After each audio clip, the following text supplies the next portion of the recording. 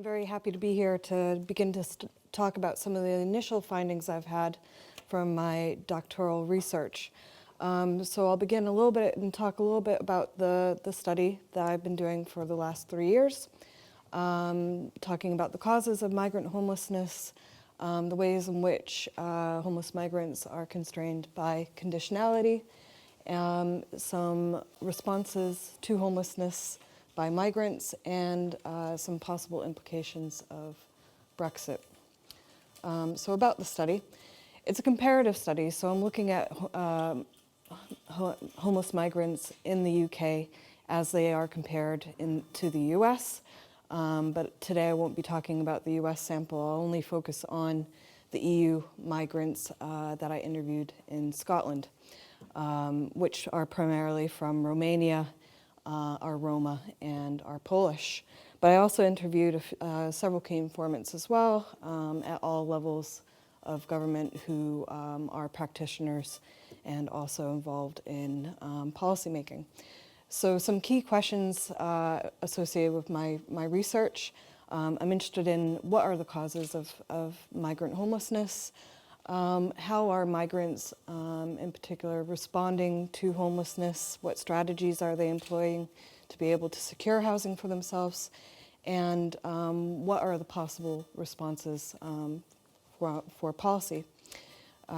So I'm particularly concerned about how, what the role of agency is when choice is very constrained, and again, how migrants are responding to that constrained choice. So about causes of migrant homelessness, this is a kind of a busy slide, but it basically shows that there's a variety of structural causes that explain homelessness amongst migrants, but then there are other sort of idiosyncratic sort of explanations as well that are much more along the lines of individual attributes and characteristics. But what I argue in my paper is that immigration route and legal status is the #1 predeterminant of homelessness amongst migrants, and that shouldn't be surprising at all, being that legal status and immigration route determines your ability to access the labor market, your ability to secure a home, and your entitlement to welfare assistance. But there are some other causal factors as well.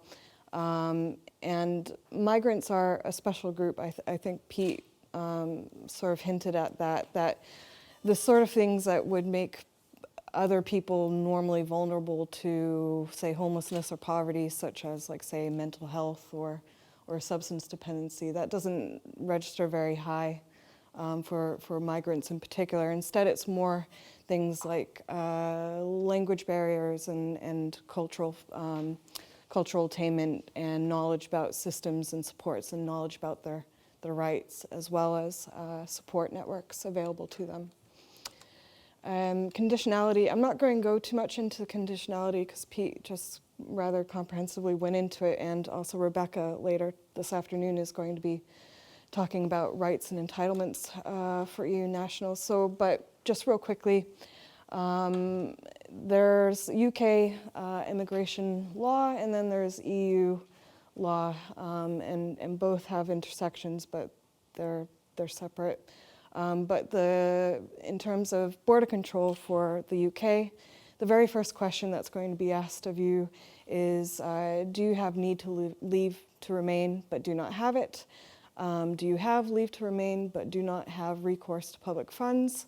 Or do you have temporary admission? And if the answer is no to all those questions and you're an EU migrant, then you move on to 2 other tests. So the first test that's going to be required of you to satisfy is the right to reside. Now, in order to have the right to reside in the UK, you have to be exercising your treaty rights, and you can do that in the following ways. You can be working, you can be looking for work, you can be studying, or you can be economically self-sufficient. Most people satisfy that test with the exception